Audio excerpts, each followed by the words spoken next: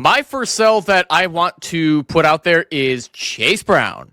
Now, if you've ever been paying attention to my Barely Fantasy channel, one of my most popular shorts is Sell Chase Brown in Dynasty, which was from last January, if you can believe it, of 2025.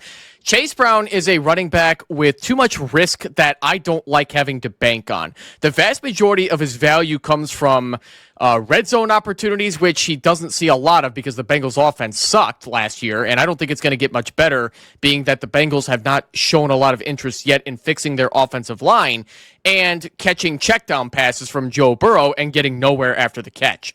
Now, I know that a lot of people who heavily invested in Chase Brown or want to buy him may not agree with that part because they're saying, well, Evan, who gives a shit if he doesn't get anywhere after the catch?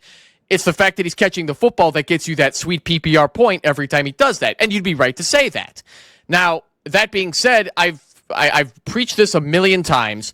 Not only does Chase Brown not get anywhere after the catch, he's not very efficient on the ground in most games.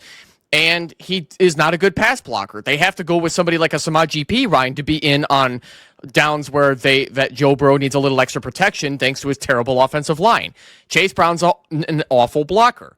But every time he's on the field, at least you can count on some production in the passing game. But with how wildly inconsistent and bad that Bengals offense was, and most carries that he's been getting has been anywhere between 8 and 12 before that bye week. And if I'm not mistaken, I believe Samaje Perine was dealing with some injury after the bye week, which led to a big increase in usage from Chase Brown, which he may not have fallen into the end zone, but it is at least good high-end RB2, low-end RB1 value. And Chase Brown has a lot of risk associated with it because you can't count on him getting 14 targets in the passing game every week, and you can't count on him getting 19 carries every single week. He's going to have a limited ceiling all over the place with just how awful that offense is.